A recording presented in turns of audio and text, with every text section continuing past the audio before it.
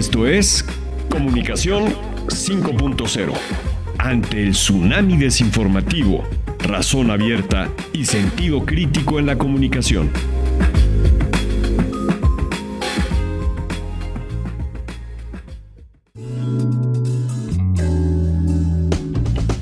En esta emisión de Comunicación 5.0 presentamos a Luis Lemini. Es un destacado periodista, docente e investigador académico especializado en medios de comunicación con una carrera que abarca varias décadas. Es doctor y maestro en comunicación por la Universidad Iberoamericana y gracias a su línea de investigación enfocada en los modelos y teorías de periodismo y medios de comunicación, ha podido ser una voz influyente en el análisis y la crítica de los medios, así como en la formación de nuevas generaciones de comunicadores.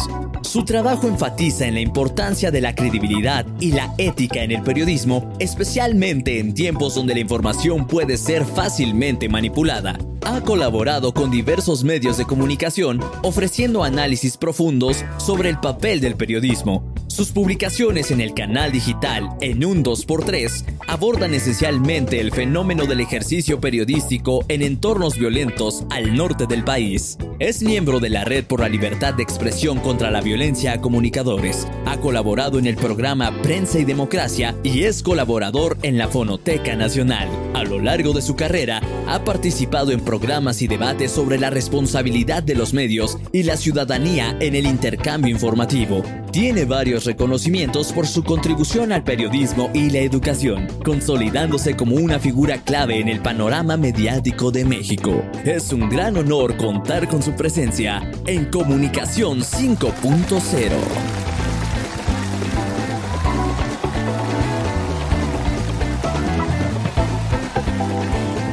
¿Qué tal? Esto es Radio Anáhuac 1670 AM y estamos en Comunicación 5.0 con Luis Lemini. Bienvenido, Luis.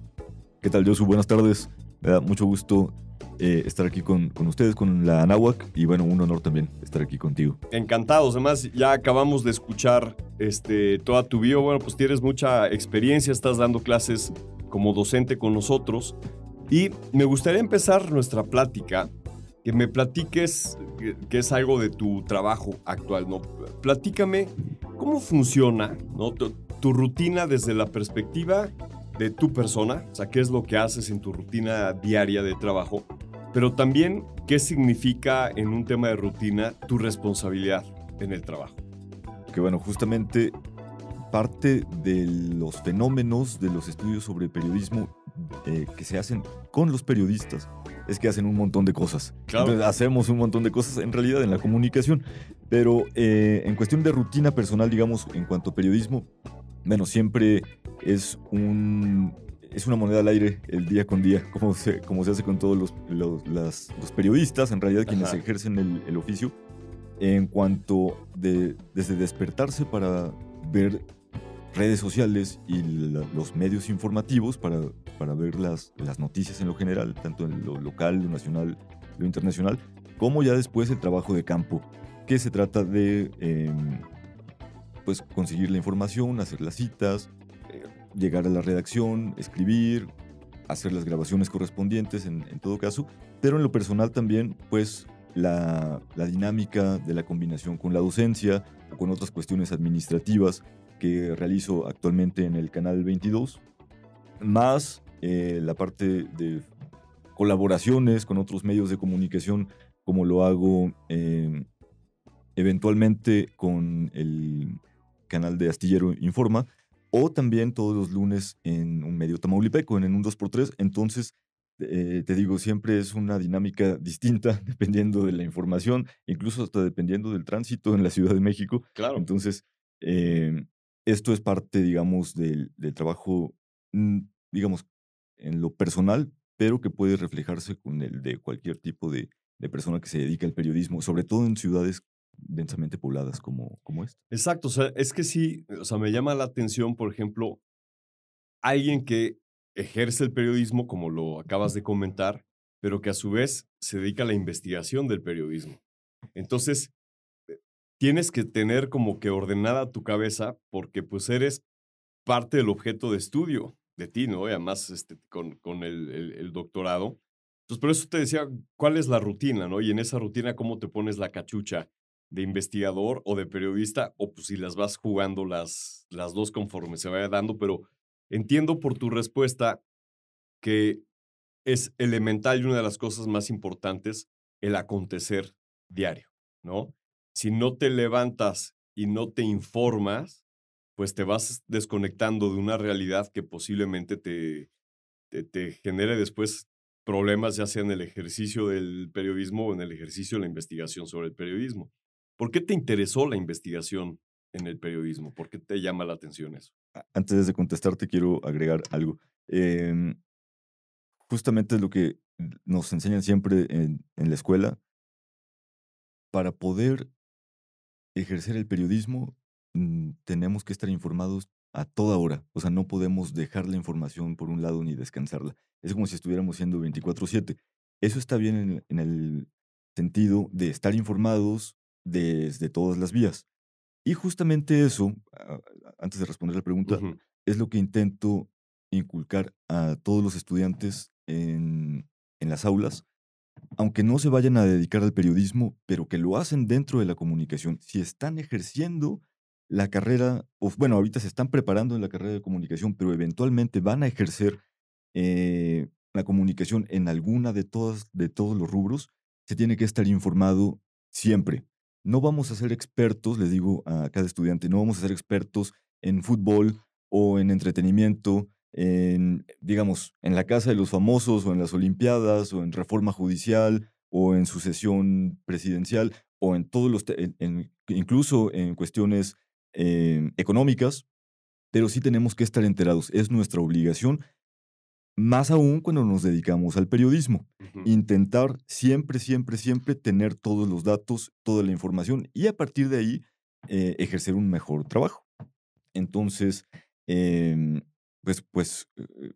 creo que esto es elemental, no nada más en el trabajo, digamos, del periodista que ya está, digamos, en las dinámicas o en el trabajo de campo, sino desde la formación. Porque justamente, aquí va la respuesta, eh, parte del, digamos, de la espinita que me hizo después del periodismo o de algunos años en los medios de comunicación pasar a la academia es intentar darle respuesta a esos huecos que como periodista me preguntaba y que no encontraba yo algún motivo Ujú. o incluso alguna forma de salir o una explicación para poder intentar hacer cambios dentro de los medios de comunicación o como periodista independiente.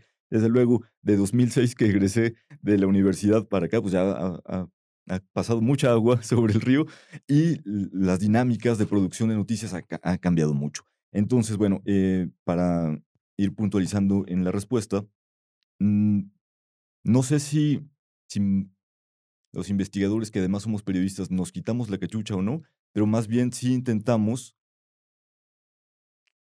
que digamos, una experiencia alimente a la otra Ok. o vayan, digamos, de la mano. Había muchas críticas, recuerdo yo todavía hasta hace 10 años, de que en la academia se estaba haciendo análisis sobre las prácticas periodísticas, culturas, valores del periodismo y sobre el actuar de los medios de comunicación, pero los claustros académicos rara vez habían pisado un medio de comunicación o habían tenido ese acercamiento con la práctica de campo. Eso ha cambiado, al menos en México, sí ha cambiado, digamos, no en porcentajes muy grandes, pero sí, al menos, digamos, en donde la concentración de población es más grande, hemos podido ver que hay una hermandad o un acompañamiento cada vez más visible entre academia y periodistas, que los periodistas ya son invitados a veces, si no a dar clases por algunas cuestiones que tengan que ver con requisitos, pero sí a estar más cerca del estudiantado a través de talleres, a través de cursos, de simposios, que puedan fortalecer este trabajo. Ahora, quienes tenemos la oportunidad de haber estudiado algún posgrado, ya sea en la maestría o a través del doctorado, y poder tener de tiempo completo ese acercamiento con los estudiantes, pues hace también que la visión que va a tener cada estudiante cuando ya se integre al trabajo de campo, pues va a ser mucho más rica. Claro, hay una formación, ¿no? del estudiante, pero efectivamente sí ha habido este cambio de que antes, digamos, se formaba con un conocimiento teórico y hoy por lo menos se acompaña con una experiencia en la práctica de ese conocimiento teórico cuando estás en el salón de clases. Oye, respecto a este tema, ¿cuál es tu opinión personal respecto al tener a las redes sociales como fuente de información? Que hoy sabemos que muchos, sobre todo jóvenes, pues lo que ven ahí es su fuente de información y no hacen otro esfuerzo por ver si es correcto, si no es correcto, si es fake news o no es fake news. Platícame un poquito de eso. Creo que va a ser uno de los temas más amplios, no nada más quizá de esta charla que estamos teniendo, sino incluso de los planes de estudio, bueno, que ya se está teniendo, de hecho. El consumo, o bueno, más bien, los medios de comunicación y quienes nos dedicamos al periodismo, quien esté iniciando apenas su carrera periodística o quienes ya tengan años trabajando en esto, tenemos que tener la mente abierta para saber que la población, nuestras audiencias a quienes nos debemos, tienen otras dinámicas de consumo. Es verdad, los medios de comunicación han estado en constante transformación y con ello también la actividad periodística, o lo que hablábamos al principio, esta rutina de trabajo de los periodistas, hombres y mujeres. Pero creo que en el centro debe estar cómo llegar a la audiencia y que esas nuevas formas de mantener esa comunicación, que es a través, por ejemplo, de redes sociales, generen esa misma credibilidad que en algún momento se tuvo en los medios tradicionales. Entonces creo que los estudios de periodismo tienen ahora estas nuevas oportunidades para entender cómo se transforma la actividad periodística y qué es lo que la audiencia está demandando. Justamente, te digo, es un tema que da para mucho. Ok, entonces, a ver, Luis, comentábamos hace un pequeño momento de la importancia o el regreso de la credibilidad en los medios tradicionales contra todo este mundo de las fake news, pero no tanto el tema del origen de la fake news, sino la retransmisión de la fake news, ¿no? Y hemos visto, digamos, este año hay 3 o 4 ejemplos brutales de medios, incluso tradicionales,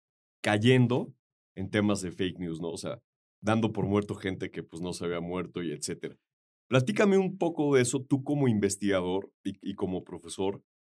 Hoy, ¿qué es lo que tiene que hacer alguien que quiera estar bien informado? Porque su trabajo depende de esa información o simplemente por un tema de cultura general.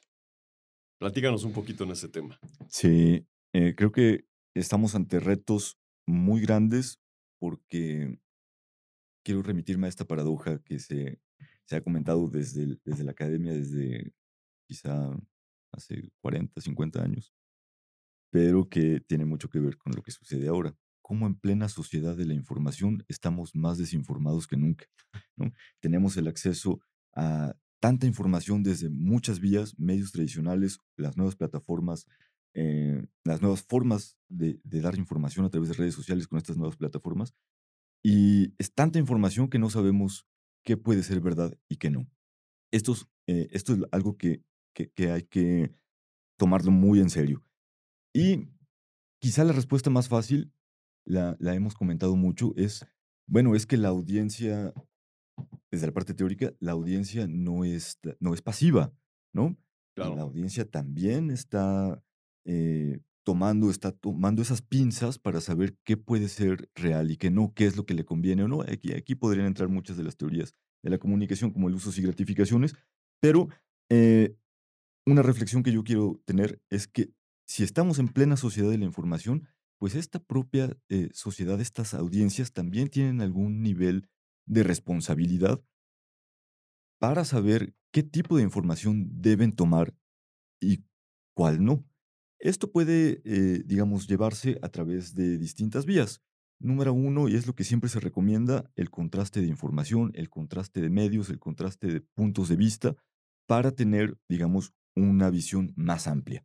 Es cierto que nosotros, como audiencias, bueno, si lo tenemos como profesionistas de la comunicación, como periodistas, como audiencia más, tenemos algunos intereses particulares, tenemos condicionantes que pueden ser religiosos, condicionantes ideológicos en cuestiones políticas, eh, cosas que vengan de nuestra propia educación, pero aun cuando con estas condicionantes podamos nosotros preferir algún tipo de contenido o algún tipo, digamos, de medio de comunicación o de informante, pues nuestra responsabilidad es no quedarnos solamente con esa visión, sino intentar ampliar el espectro para poder tener una visión, bueno, para poder tener una visión más amplia, pero para que nosotros seamos más críticos en cuanto a la información, sobre todo en temas que pueden significar cambios en la sociedad. Digamos, una elección presidencial, bueno, vendrá la elección en Estados Unidos en los próximos meses y Estados Unidos,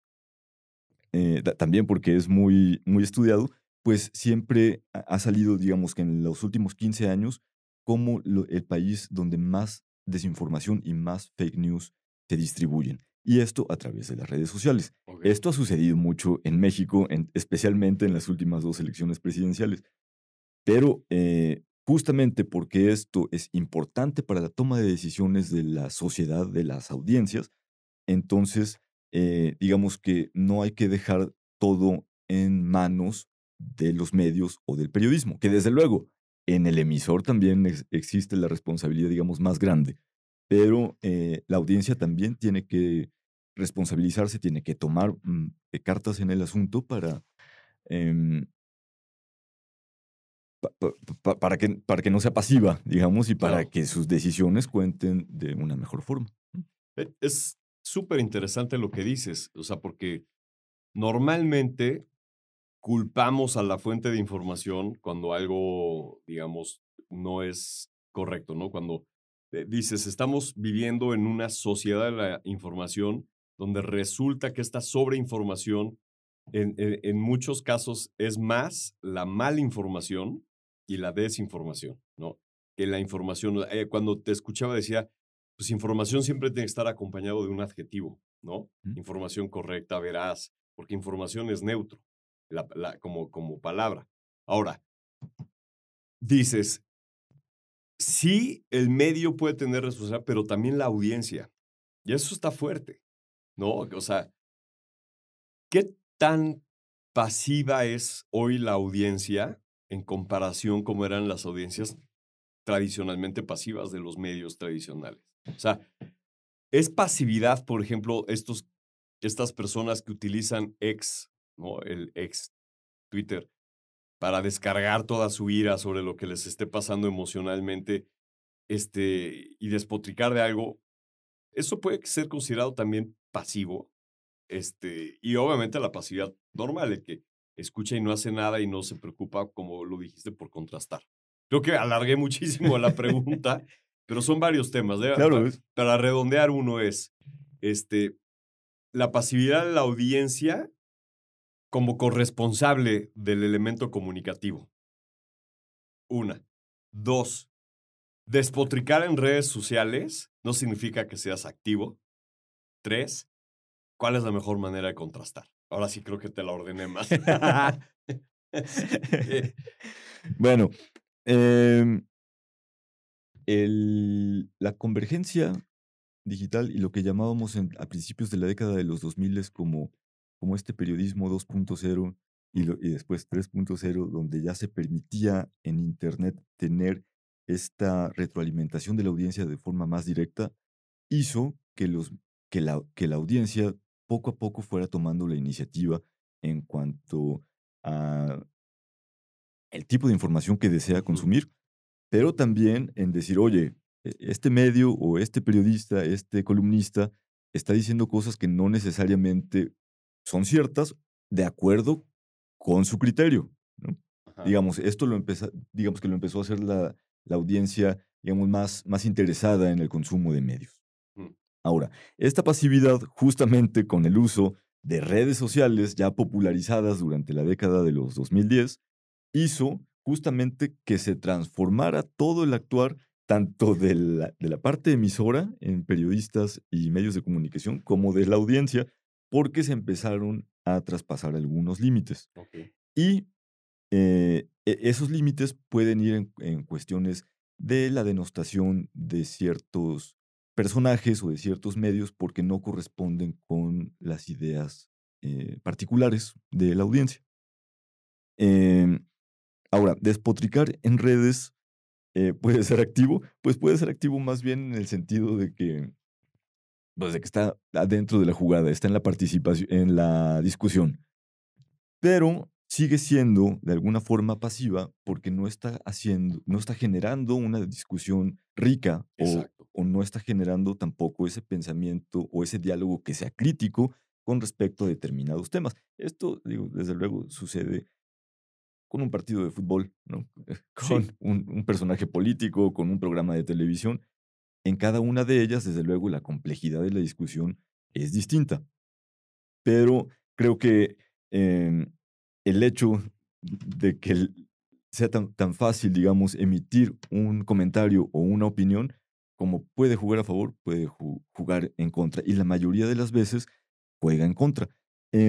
Uno de los datos que me llamaron mucho la atención, probablemente ustedes hayan abordado el tema en alguna ocasión pasada, es el informe que presentó el Reuters Institute for the Study of Journalism, que nos menciona cómo bueno, la audiencia, especialmente la gente joven, está consumiendo información a través de redes sociales, ajá, es decir, ese desplazamiento de los medios tradicionales, que podríamos profundizar más al respecto de los medios tradicionales. Pero el hecho de que justamente en las redes sociales digitales, llámese YouTube, TikTok, Facebook, Instagram, Snapchat, el propio WhatsApp, que como medio de comunicación, estén tomando un auge en cuanto a la búsqueda de información por parte de las audiencias, pues nos dice mucho de en dónde se deben poner los focos o los puntos para poder trabajar mejor desde el lado periodístico el tipo de información que se va a realizar. Porque justamente es en este rubro donde la desinformación es más visible o donde se distribuye de forma más fácil. Digo, y esto lo han dicho muchos estudios y se ha cacareado y comentado de muchas formas y desde distintas vías.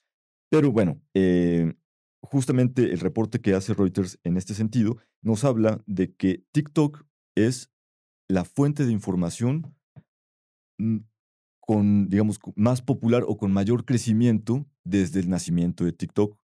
Este estudio nos hace un comparativo desde 2014 hasta 2024. TikTok no tiene desde 2014, pero nos habla de un crecimiento de la preferencia de TikTok por este consumo. Pero a la vez, TikTok también es el que tiene la percepción de mayores noticias falsas.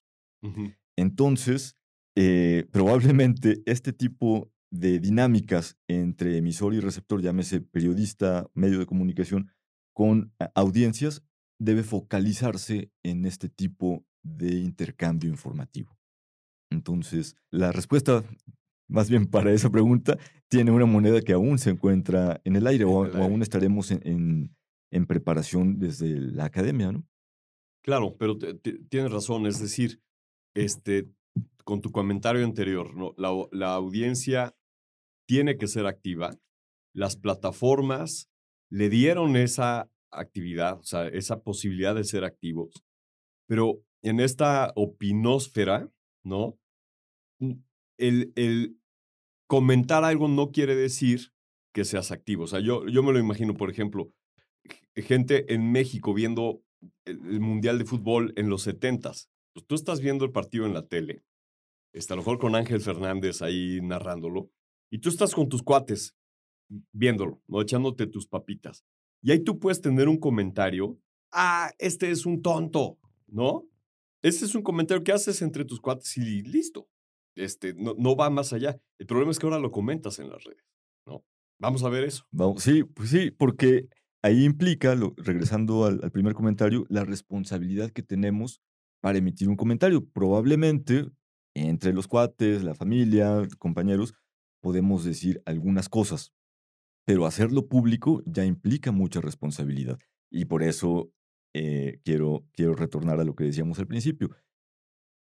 De la desinformación, de los dichos, mucho se responsabiliza al emisor, o en este caso periodistas o medios de comunicación. Pero en una red social la audiencia, con esa posibilidad que tiene de ser activa, ya tiene o ya carga con esas mismas responsabilidades porque el comentario será público. Y a final de cuentas, la audiencia, tanto en lo general como en particular, o sea, digamos, el individuo como audiencia, es un nodo de esta red. Y tiene el mismo peso que el nodo que emite una comunicación, que es, digamos, un medio o un influencer o algo así.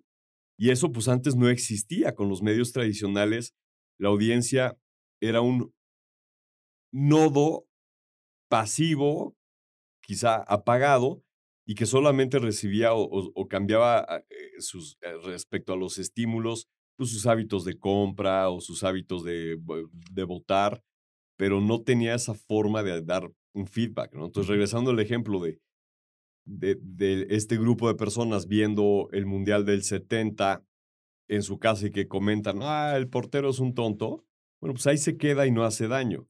Pero cuando tú lo pones en una red social, exactamente el mismo comentario, con el mismo sentimiento, el portero es un tonto, pues te va a leer la mamá del portero, ¿no?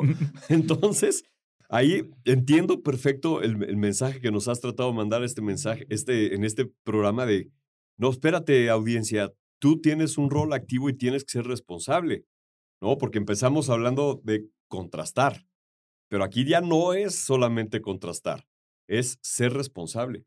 ¡Qué difícil! Sí. Qué difícil, porque pues, obviamente hoy el mundo quiere a las audiencias zombies, ¿no? ¿Y cómo te despiertas de ser zombie?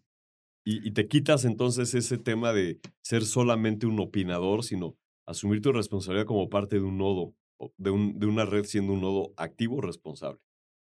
Fíjate, dices, Josu, el portero es un tonto y empieza a tener un like o un corazoncito, ¿no? Y luego se empieza a compartir, se vuelve viral. Entonces, ese comentario y ese nombre empieza a ser popular.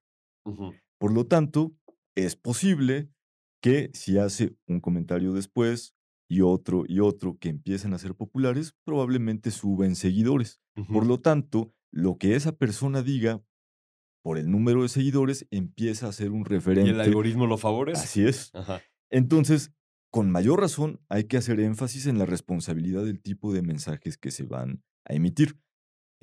Y por eso es lo que le exigíamos a los medios de comunicación que en los 80s, en los 90s, en los 2000s, que tuvieran esa responsabilidad en cuanto al tipo de información que se hacía, desde el mensaje que venía en La Rosa de Guadalupe, ¿no? La telenovela de moda o el reality show, digamos Big Brother en los 2000, o las noticias, desde luego.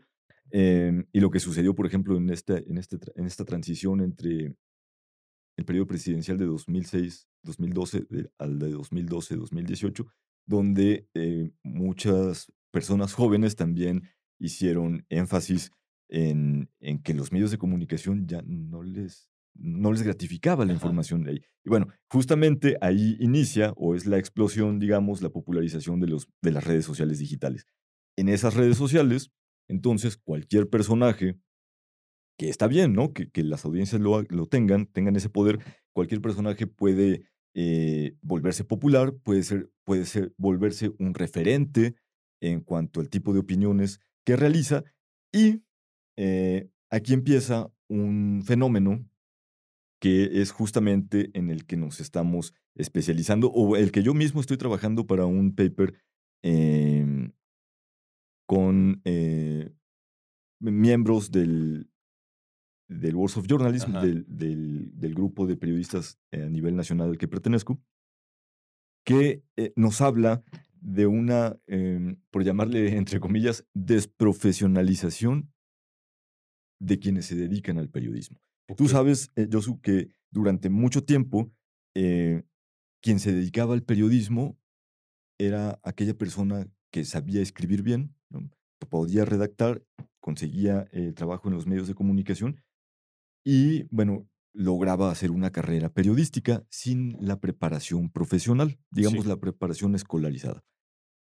Con el tiempo esto se fue transformando, ¿no? Dejamos de ver a los periodistas empíricos y en el último estudio justamente del WJS que te comento, nos dice que ya un 76%, al menos en México, de las personas que se dedican al periodismo ya tienen algún nivel universitario. Hay un porcentaje del 12% que tiene estudios de posgrado. Esto nos daría un 88% de personas que están trabajando en los medios de comunicación que tienen ya una preparación académica. Y el 92%, perdón, el 9.2% aún se encuentra sin estudios. Okay. ¿A qué quiero ir con esto? De que de este 9.2% pueden ser todavía los periodistas empíricos, pero también pueden encontrarse aquellas personas que ya se dedican al periodismo, pero que estudiaron otra cosa, que estudiaron a lo mejor química o algo distinto a a las ciencias sociales.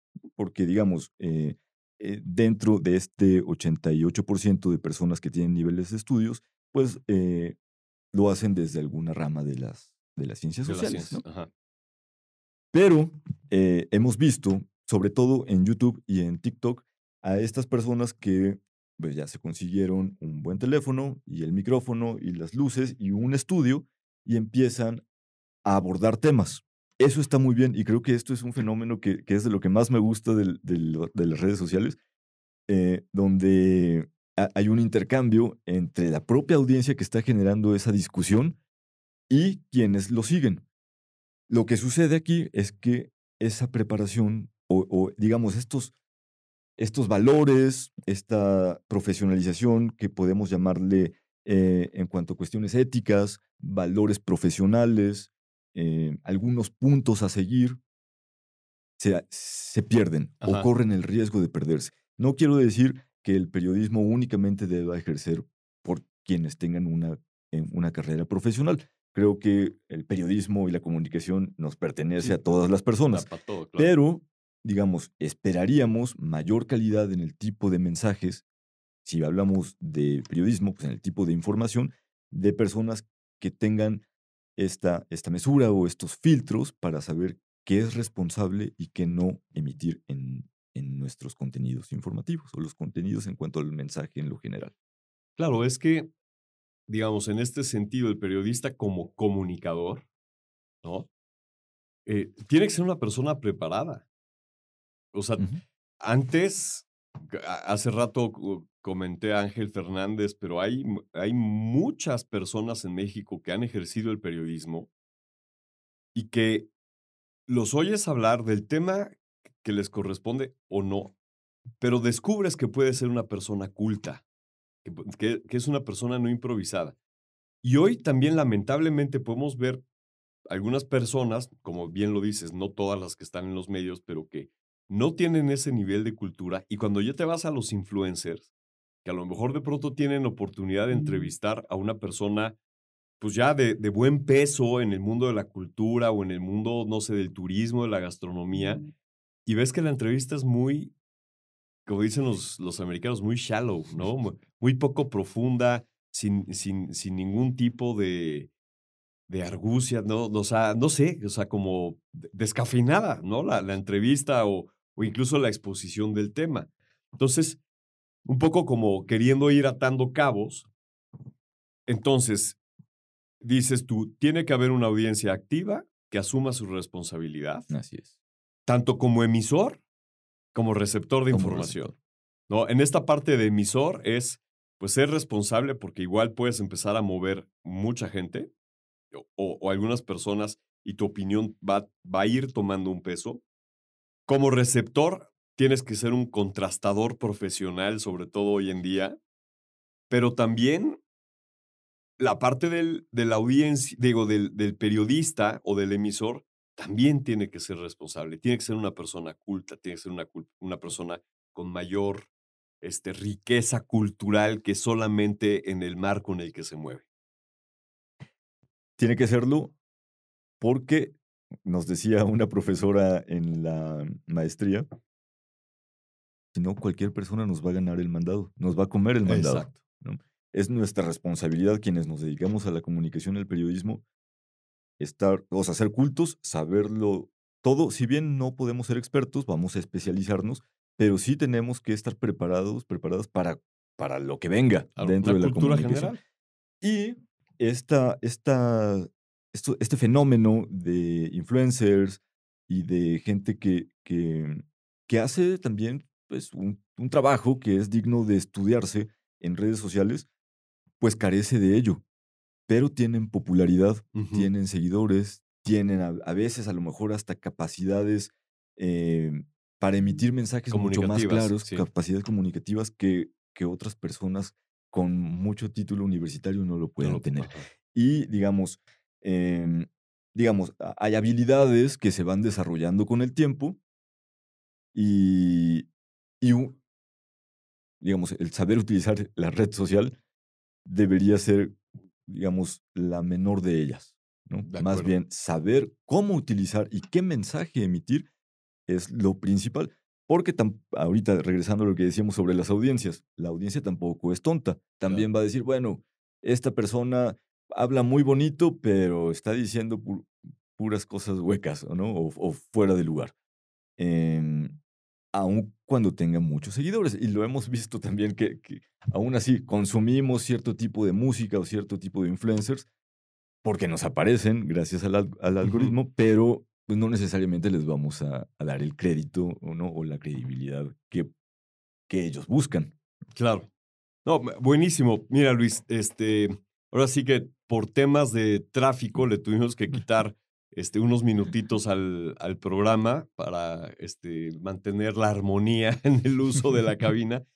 Pero va a ser muy interesante que quizá en una siguiente reunión nos metamos a este detalle, ¿no? El deber ser en cuanto a audiencia y el deber ser en cuanto a emisor de una comunicación o de una información, hablando en este sentido de un periodista, ¿no? Hay alguien que se dedica a hacer narrativas de no ficción, ¿no? Que yo creo que el periodismo hoy es no ficción, y entonces, pues hay no ficción política, no ficción, aunque parece ficción, pero podríamos entrar en ese territorio en el siguiente programa y profundizar, porque yo me quedo de esta sesión con estos dos aprendizajes, ¿no? Y los repito.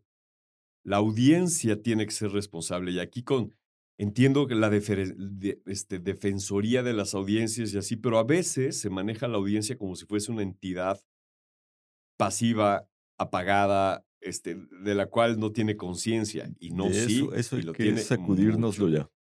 Sacudirnos eso es una gran palabra. Y la otra es como medio y como informador, quitemos el título de influencer y periodista, pues más te vale que seas una persona culta y preparada, no solamente en tu campo, porque eso es lo que te va a dar credibilidad.